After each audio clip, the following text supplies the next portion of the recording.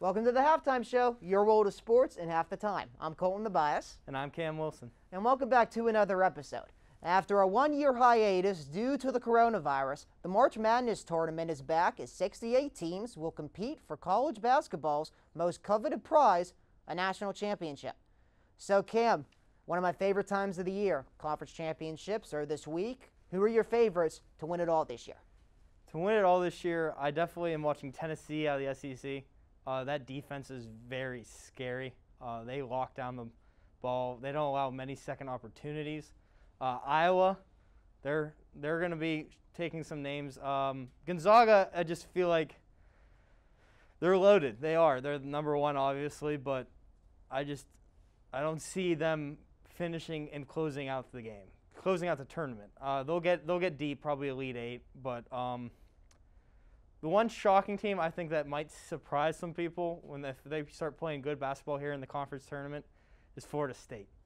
They've been good all year. They're well coached, well disciplined, and they got some shooters on the team as well.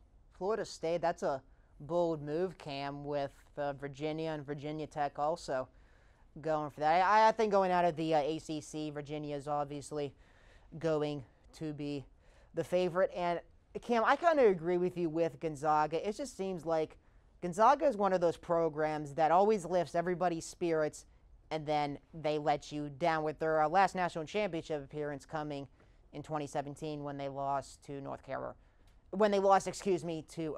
North Carolina. I mean, I just don't see anything. Like, Gonzaga's one of those teams that always has high expectations, and then they let their fans down, and maybe the Sweet 16 or the Elite Eight. And a team that I like that you said is Iowa out of the Big Ten. I think Luke Garza is going to be playing with a lot of motivation. He just got his number retired by the team, which I thought was really cool. But a sleeper team out of the Big Ten, I feel, is Illinois. I believe they are ranked third right now.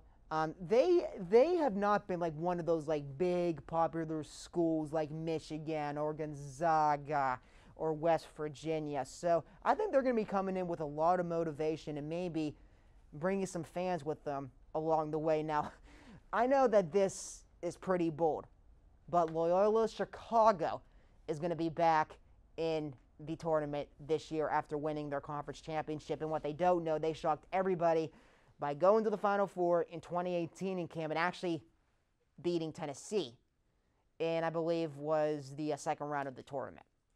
So what do you have to say for that? I think it's always great. I mean, I'm a huge supporter of mid-majors, the Horizon League, the Atlantic 10, even the SoCon, which will be interesting because you got UNC Greensboro playing ETSU in the championship. Actually, I believe tonight. But you see them and you get this. They win a couple big games because they're playing good basketball.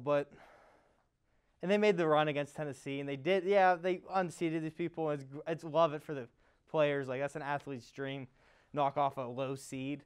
But in the end, they never really climbed the mountain all the way. And it's a good story, but at the end of the day, especially gambling fans realize you got to go with the odds, and the big teams will always prevail when it comes down to the wire. Yeah, and also that will be a bracket buster as well, so we will have to see. And when we come back, which Steeler player has been at the topic of rumors that he may be done here in Pittsburgh? Find out who it is when we return.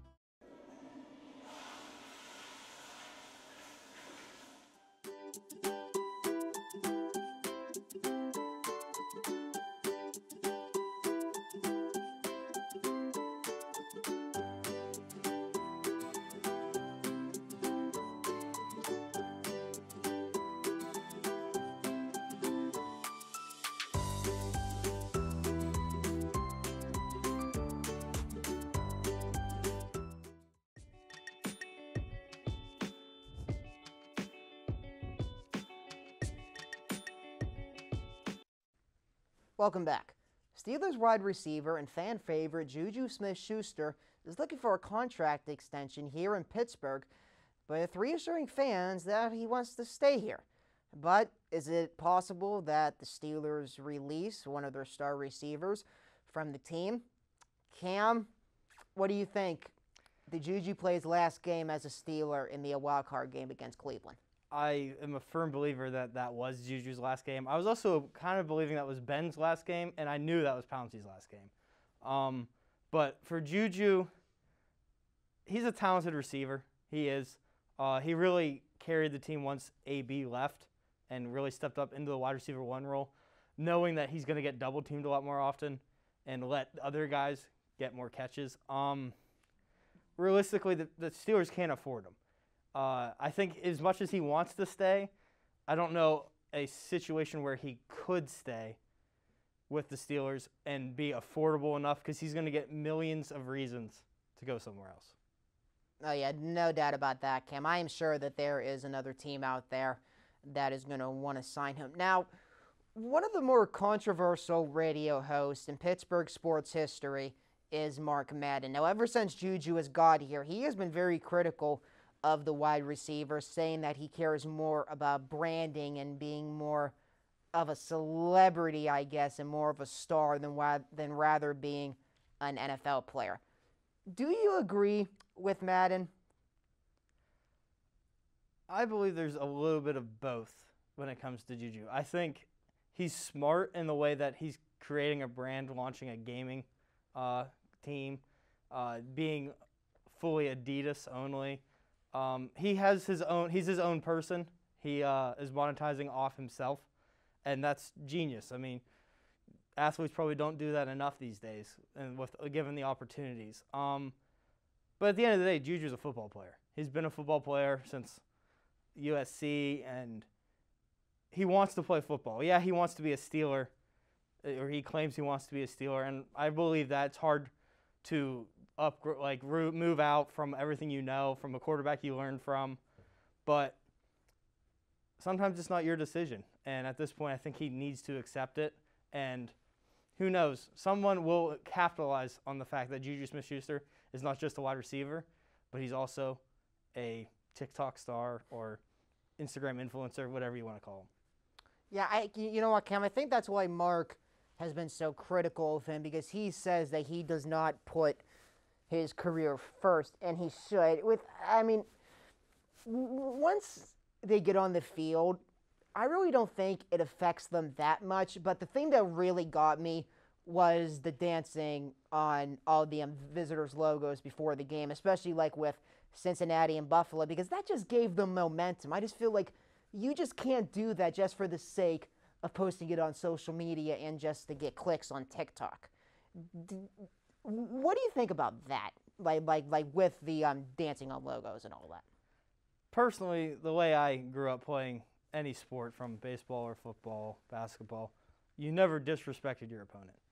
That is a disrespectful thing. I understand he's doing it for the clicks. He's doing it for to get his guys going as well.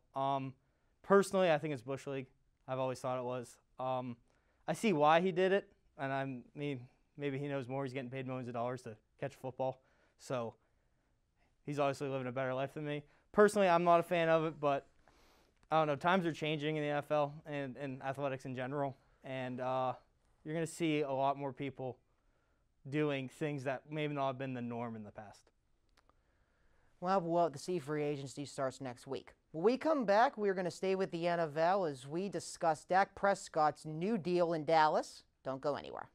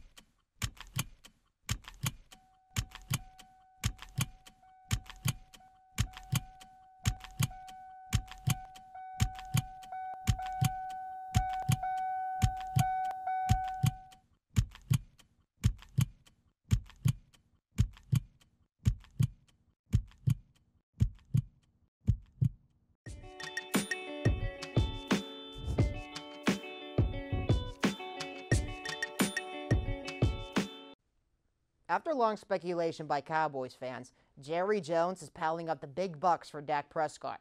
According to NFL insider Ian Rappaport, Prescott just signed a deal worth $160 million. The contract included $126 million guaranteed with a no-trade clause. He also was rewarded a $66 million signing bonus, which is the largest in NFL history. Do you think Dak deserved that money, Cam? No, he's overpaid. Even if he did not break his ankle and dislocate it, he didn't deserve that money, in my opinion. The fact he's coming off of such a serious injury and getting that money is very concerning on where the Cowboys are investing. Yeah, you know what, Cam? I have to agree with you there. I was a little bit shocked when Jerry Jones signed him to that deal. Now, look, don't get me wrong. Dak is a great quarterback. I saw him play when Dallas came up here 5 years ago. But I just don't see, what did Dak do to deserve that Patrick Mahomes-like contract? I mean, he's had 2 playoff appearances in his career, getting Cam both times in the divisional round. I just do not see the value that Dak Prescott is going to finally get the Cowboys over the hump and get them to a Super Bowl. Now, it was no fault of his own last year, knowing that he got injured and he had to miss most of the season. But I just felt that Dallas should have waited. I kind of felt Dallas should have franchised him and just waited one more year to see what he can do. Now, if he would have took the Cowboys back to the playoffs, then okay, I think maybe extend him there. But if you're Jerry Jones, knowing that if Dak has a down year, you're stuck with him. My question is, can he play? I mean, that's not just a normal, I broke my leg, or even like an elbow surgery with Ben. That was questionable. For Dak, he's a mobile quarterback. He's not a pocket passer, really. He never has been, and I've never been high on the Dak train. He's a good quarterback. He's a good quarterback, in my opinion. Not great, not franchise, not next level, because there's something special about a quarterback late in the game that can lead a drive down the field and throw dots and dimes all across the field. And if you put Dak Prescott in the pocket and knowing that they cannot run the football, it never turns out well for him. And maybe that's on the offensive line in Dallas, maybe because he doesn't have enough weapons. But that offense is loaded, and he shouldn't actually be in that situation as much as they have put him in. The Cowboys have been dysfunctional for a while, but Dak has been dysfunctional since I knew he was never going to be a great college quarterback when he couldn't close in the big game, the Egg Bowl, his last year at Mississippi State against Ole Miss. He was harassed the entire time, had under 100 yards passing in the first half. That was a real test of character, I think, at the time. And the Cowboys still took a shot with him, and I think they might have messed up and ruined their cap flexibility with this large contract. Yeah, that's right, Kim. I remember, if I'm not mistaken, Ole Miss was, I think, one of the first teams to be ranked #1 in the college football playoff era when Dak Prescott was there. But we'll have to see if that contract that Jerry Jones gave #4 was worth it. And now we'll wrap things up for this show. We thank you so much for joining us. For Cam Wilson, I'm Colton the Bias, and we thank you for watching, and we hope to see you right back here next week. Have a good one.